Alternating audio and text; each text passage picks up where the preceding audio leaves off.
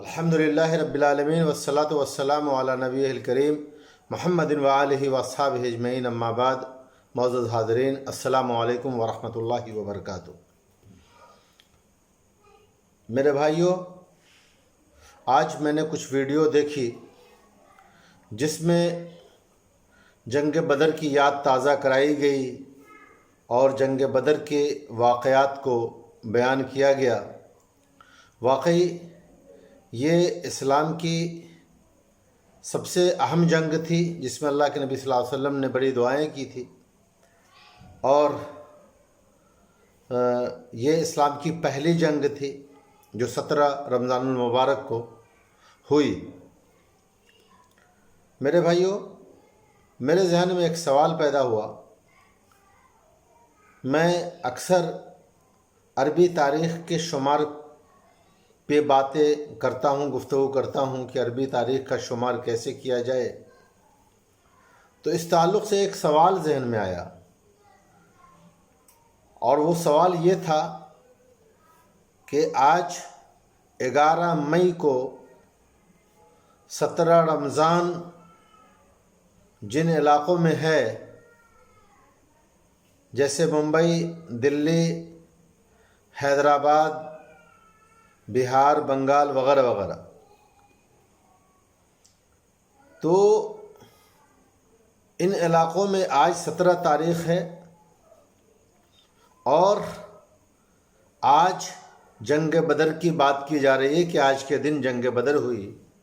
تو میں نے یہ سوال پوچھ دیا کہ جن علاقوں میں کل 17 تاریخ تھی ان کا دعویٰ بھی یہی ہوگا اور یہی ہے کہ 17 رمضان کو جنگ بدر ہوئی،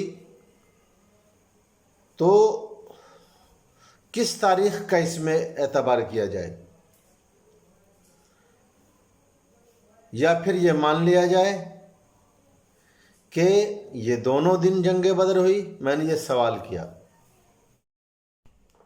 مجھے اس سوال کے ذریعہ جمہور کے موقف کی دعوت فکر دینی تھی، اس لیے میں نے یہ سوال کیا کہ کس 17 کا اعتبار کیا جائے. اس طرف جو 17 تاریخ ہے، کیونکہ ہمارے ہی ملک میں کچھ علاقوں میں 17 تاریخ اور کچھ علاقوں میں 18 تاریخ چل رہی ہے، ان کی 17 کل گزر گئی، جس میں جمہور کے نزدیک یہ ہے کہ ایک جگہ ایک یا دو مسلمان نے چاند دیکھ لیا تو یہ پوری امت کے لیے ہے، جہاں تک خبر معتبر طریقے سے پہنچ جائے.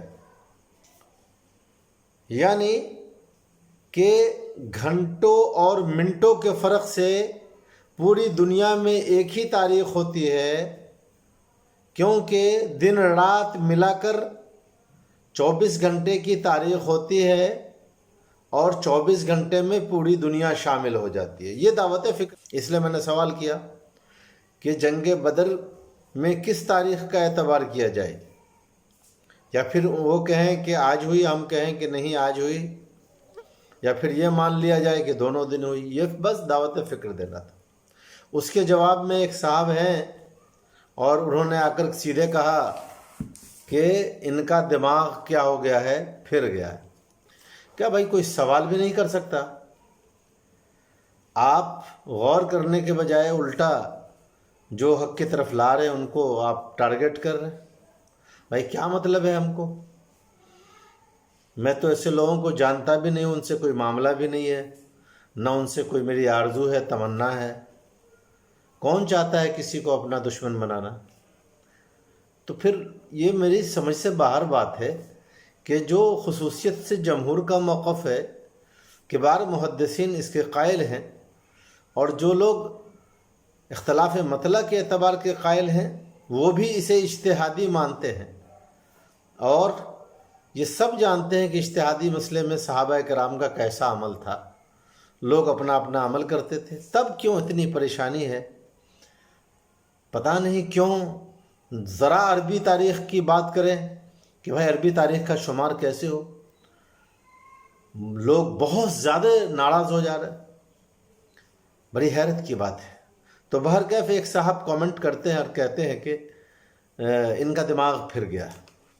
تو مجھے قرآن مجید کی وہ آیت یاد آ گئی جس میں اللہ تعالیٰ نے فرمایا وَيَقُولُونَ أَإِنَّا لَتَارِكُو آلِهَتِنَا لِشَاعِرٍ مَجْنُونٍ، یعنی ان لوگوں نے کہا کہ ہم اپنے معبودوں کو اس شاعر اور پاگل کے چکر میں چھوڑ دیں، ہے نا؟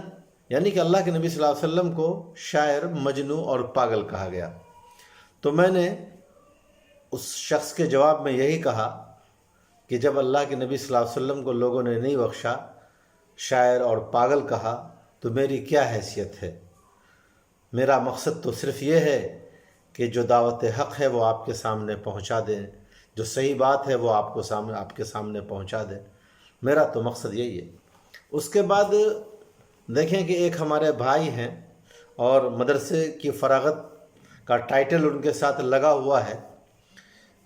کس مدرسے سے میں اس کو ذکر کرنا مناسب نہیں سمجھتا، کیونکہ اس مدرسے کے سارے لوگ شاید مجھ سے نفرت کرنے لگے، یا میرے ساتھ جیسے کہ ہو رہا ہے کچھ علماء بھی دھمکیاں دے رہے ہیں اس میں شامل ہو جائے، اس لیے میں اس مدرسے کا ٹائٹل اور لقب ان کے ساتھ استعمال نہیں کروں گا۔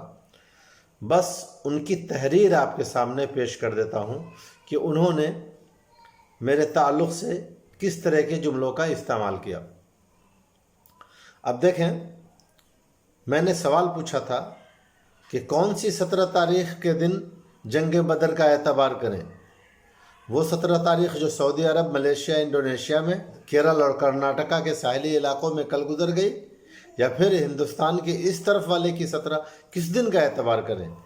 تو اس کے جواب میں ایک صاحب نے کہا، فٹ سے کیا کہا، ویسے تو اس قسم کے پوسٹ کو کوئی جواب ہی نہیں دینا چاہیے، جس کی فکر چھوڑیے، املا اور جملوں کی ترتیب ہی درست ہو، املا ہی نہ ہو لکھنا چاہ رہے تھے لیکن ہو لکھا انہوں نے، لیکن پھر بھی آپ کی تفہیم کے لیے ایک سوال کہ اگر جنگ بدر کی تاریخ پر مسلمانوں کا عالمی اتحاد ہو بھی جائے تو یہ امت کی ترقی کے کس مقام پر ہوگی؟ اب بتائیے، یہ میں کیسے بتا سکتا ہوں کہ امت کی ترقی کے کس مقام پر ہوگی؟ بھائی، میں یہ کہوں گا آپ سے کہ ایک صحیح مسئلے کو ہم نے اپنا لیا جس کا اللہ تعالیٰ اجر دے گا، لیکن ترقی کے کس مقام پر ہوگی یہ باتیں، یہ تو اللہ جانتا ہے، میں نہیں جانتا۔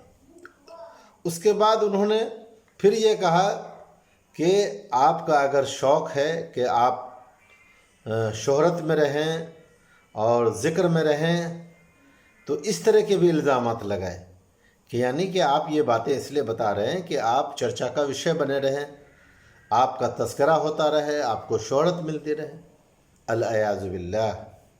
اب بتائیں، کیا کسی سوال کے جواب میں علماء کرام اس طرح کا جواب دیتے ہیں؟ میرے بھائیوں، میں زیادہ لمبی گفتگو نہیں کرنا چاہتا، بس ایک سوال تھا جو ذہن میں آیا کہ کس 17 کا اعتبار ہو۔